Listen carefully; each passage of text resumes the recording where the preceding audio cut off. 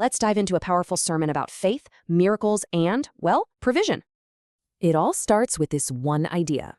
What seems small can be the seed of a miracle. So our story begins with a widow who's in some serious trouble, facing debt and loss. Yeah, creditors were literally about to take her sons as payment. She was at rock bottom. Then the prophet Elijah asks her a simple question. So, what do you have in your house? And her answer? Nothing, except a little pot of oil. She totally missed its potential. Then he gives her these kind of strange instructions. This was the first big test of her faith. Okay, but before we get to the miracle, why was the oil so important? Let's break it down.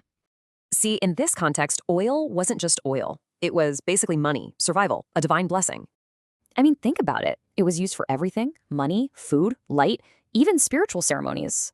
But here's the key. The sermon says the oil itself had no power. It was all about faith. Now for the next key instruction, which is all about the power of privacy. Elijah's command was crucial. When you get home, shut the door.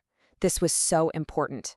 Why? Because crowds can bring doubt and criticism, but privacy, that brings focus and faith. You know, sometimes God closes the door just to keep those negative voices out. The point is, private faith is what produces those big, public results down the road. All right, let's get to the climax of the story and the really big lesson here. So, she goes inside, shuts that door, and starts pouring from her one little pot. And unbelievably, the oil just keeps coming. It fills one jar, then the next, and the next. The oil is still flowing, and she yells to her son, "Bring me another jar." But his reply, "There aren't any more." And just like that, the oil stopped. So the big question the sermon asks is, why did the oil stop flowing?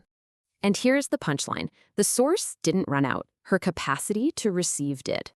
So the takeaway is simple. Our provision is often limited only by our own capacity to receive. Which leads to the final question for all of us. How many vessels are you bringing?